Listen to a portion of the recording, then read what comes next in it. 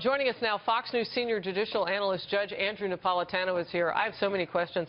You know what? Let's start with the bag there. Let's just start with crime scenes and kind of get your first impressions on what we're learning. We don't know yet who those two guys are, but as a judge, you've seen a lot. Yeah, it appears to me that the NYPD, looking at the tapes of those two guys, thinks that they were innocent bystanders who stole a bag.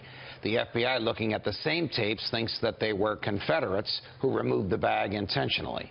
So they need to get to the bottom of this, because if the FBI's hunch is correct, then there are two conspirators out there who knew what was going on and who could strike again and who are culpable here.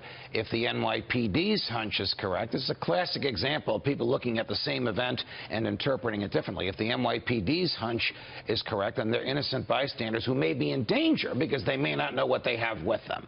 Wow. Look at this dot on this piece of paper. Tell me what you see. Right, exactly. All right, well, as long as all of it keeps us safe. Okay, let's move on now to the idea of the charges that police are looking at with Rahimi. He's unconscious in the hospital right now. When he wakes up, they're going to ask him, obviously, a ton of questions. I understand from you, though, that this is a very early look at charges, that the final charges may be very different. Yes, in order to restrain him, he's in a hospital, but he's in a jail part of this hospital. They have to file charges. So the principal charge that they filed against him is the use of a weapon of mass destruction.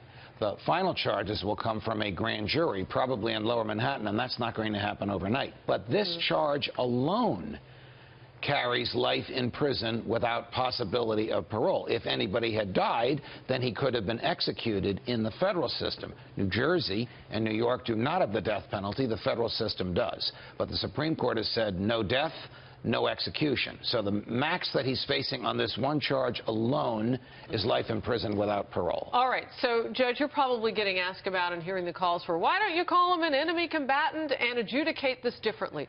Talk to me about the difference between average prisoner, enemy combatant, and whether this person needs that status. Well, there is no statute and there is no court opinion setting down what is an enemy combatant.